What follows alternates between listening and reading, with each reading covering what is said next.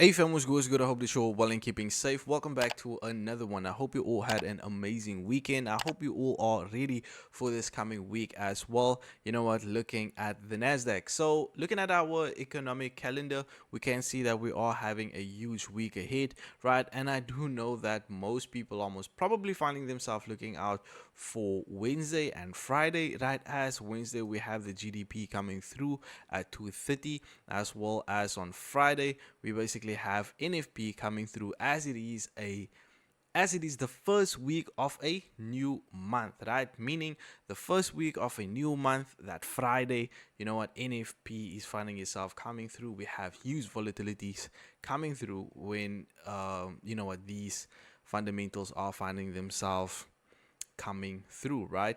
So on Wednesday and Friday, we have some huge fundies coming through, and then on Thursday as well, I would say have an eye out on the initial jobless claims as well, as I'm expecting price to have somewhat of a reaction based off those news events as well, right? Not saying that the others is not important.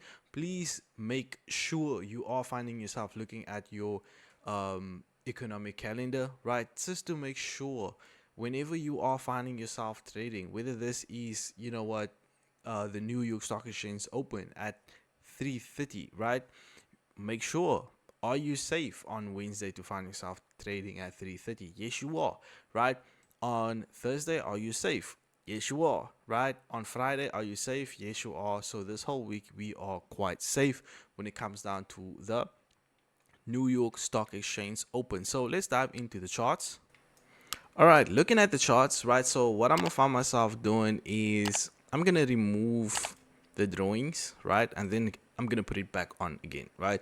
So that we can have the exact same analysis as we had over the course of these past few weeks, so that you can see how I am basically looking at certain areas, right? Because at the end of the day, I don't want to just be like, putting the exact same drawings on again and again and again, right? Where each and every single one of you can just simply find yourself going through our previous content, because I am trying to make it somewhat of educational as well, right? In the way how I'm viewing price. All right, I'm not giving any signals whatsoever. This is not me giving you any advice whatsoever. Right, this is just simply me sharing my thought processes. And as you guys can see, right, or you are going to find yourself making a judgment at the end of the day, right? At the end of the day, it's all about the results, right? If I'm saying something and over a long period of time nothing is finding itself happening, then obviously no result, right? If I'm saying this can find itself happening and it is finding itself happening, right, there is a result. You make the judgment, right? And based off the few weeks we have found ourselves doing our analysis, you know what, find yourself going through those contents and see where price is currently, see how we have found ourselves reacting, right? And you make your judgment at the end of the day. All right, so looking at our monthly time frame, we do have 3 days and 10 hours for this candle to find itself closing. Right now, on the monthly time frame, right, we are still finding ourselves tapping within an area of supply. Now, how I'm basically looking at this is as the following. If we can see an actual bearish closure on our monthly time frame, right, in the next 3 days and 10 hours, this simply means that there's a high possibility of price having a huge dump towards the downside, filling the wick we have found ourselves creating, because then we would be finding ourselves creating a hammer, right? Oh, not a hammer, an actual hangman candle. My apologies, right? A hangman candle. All right. And if we are finding ourselves closing quite bullish as we have or as we are now, right, this simply means that there is still that high possibility of us having a further continuation move back towards the upside, potentially taking out these all-time highs as we have right over here. All right, so that is it when it comes down to the monthly time frame, right? And also keep in mind, if we have that shift towards the downside, don't forget that this is our actual, a point of interest to where we would also like to see price find itself heading back into, if we would have to have that actual shift back towards the downside, if we would have to find ourselves creating that hangman candle. All right, so scaling to the weekly time frame. Okay, scaling to the weekly time frame, clean stuff. We have everything on it, right? So in overall, we want to see price basically come all the way back up to our overall target, which is this area over here, right? Also another area of supply. We haven't found ourselves tapping within, right? So that would be pretty clean. And 2 weeks ago, we basically said that, hey, if we can find ourselves having a bear candle and a bull candle closing above the bear candle, then I would consider price being, you know what, bullish in structure, right? Once again, results, right? So you can literally find yourself just going back, rewatch the content, and you will see it is there, right? And the cool thing about it is that we are finding ourselves doing it before price even found itself opening up. So that to me is pretty cool. All right, so once again, I'm gonna find myself removing everything again, and then I'm gonna put it on. All right, so with us basically having a closure above, this simply means that we are finding ourselves creating somewhat of an actual BOB right over here. Right, so this big candle over here is basically serving as an actual BOB to where we can potentially see price find itself having somewhat of an actual pushback towards the downside for a further continuation move back towards the upside, at least back into our actual point of interest as we have over here, which is our area of supply, right? So that is basically what you have to keep in mind when it comes down to the weekly time frame. Are you bullish? Are you bearish? I am bullish, right? Because now structure is bullish in my eye. Let's go to the daily time frame and see what is up, what is happening over here. All right, so once again, I'm gonna do the exact same thing. So looking at market structure, we can see that we are finding ourselves having a closure above this high right over here. So I'm basically looking at it as we are having somewhat of an actual high, and then we find ourselves creating a higher high right over there, changing market structure from this actual, well, bear market, right, back into a bull market. All right, so what I will find myself doing in this case is simply find myself grabbing out a Fibonacci from the low to the high. Right now, can we find ourselves grabbing out the Fibonacci at this point?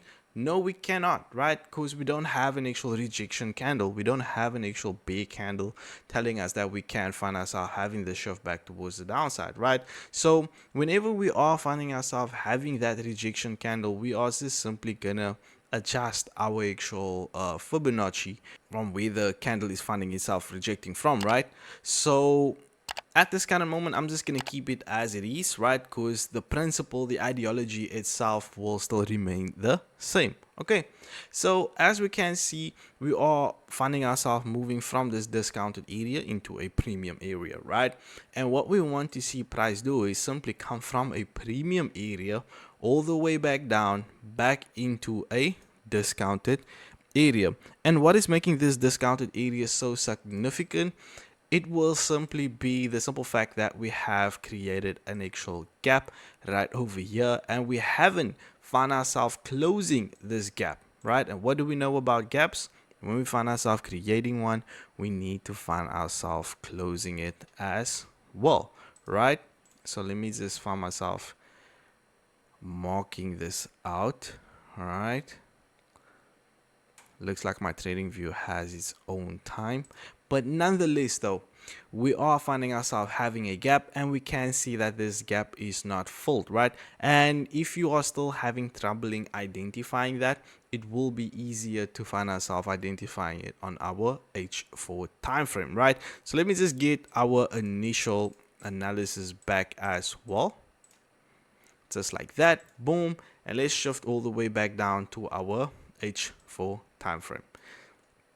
Look at how we have found ourselves. Those who have found themselves looking at our previous content, right? Look at how we have respected this trend line. Pretty clean, right?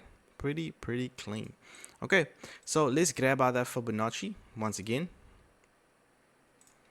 from the low to the high, just like that. Okay, and then once again, let's box out our candle as well. I'm gonna box it out like this, okay?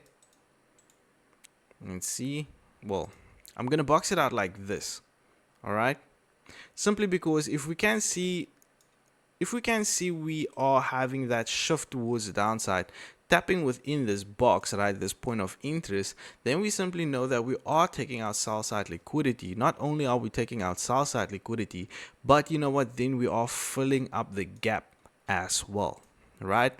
And if we can see somewhat of a rejection, this would be great, as we can then see a further continuation move back towards the upside. Now I want you to remember what I said about the monthly time frame, right? Be sure that we are closing bullish or bearish, right? If we are closing bearish, there will be that high possibility of us, you know what, then having a further continuation move back towards the downside when it comes down to the Nasdaq, right?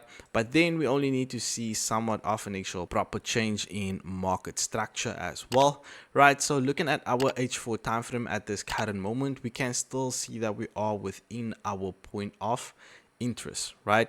We are still within our point of interest. So you know what, if we can see price remain below this swing high we have found ourselves creating over here, you know what, that would be a great indication that we can still see that shift back towards the downside. But if we can see a closure above this swing high right over here, maybe we will only see the short coming through over the course of next week. All right, and that is just my thought process. All right, that's just my thought process. So once again, the Fibonacci, we need to find ourselves adjusting it to where price is going to find itself opening up or having that rejection candle from, right? So in this case, as what we have over here, all right, as what we have over here, we need to find ourselves then seeing somewhat of an actual closure below the low right over there, because then we are finding ourselves creating somewhat of a breaker. We then wait for somewhat of an actual pullback, at least back into the 50%, right, which will be an area of premium within this example right over here. So from a discount to a premium area, and then we wait for a beautiful shift all the way back down to fill the gap, right? So for this week, I would like to see the shorts finding itself coming through, wait for somewhat of a rejection, and then find itself having a further continuation move back towards the upside, right? Once again, fam, keep in mind that if we are going to find ourselves closing bullish, there's a high possibility of us also not finding ourselves closing the gap just of yet, but having a further continuation move back towards the upside.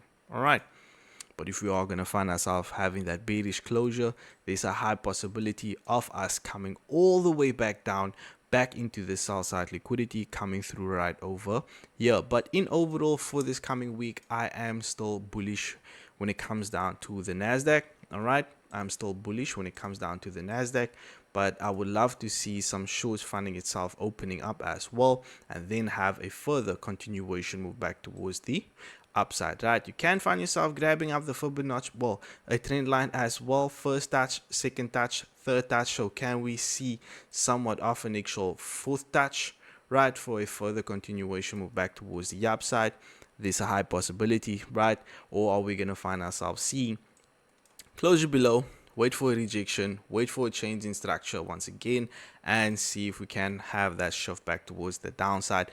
You know what, I am quite curious to see what's going to find itself happening, right? My plan A is still bullish when it comes down to the Nasdaq for this coming week, right? So I would like to see something like this find itself playing out, right? And yes, in the comment section, let me know what is your thought processes. Are you bullish? Are you bearish when it comes down to the Nasdaq for this coming week? I am curious to know. It's me, your boy D. I'm gonna see y'all in the next one. I'm out.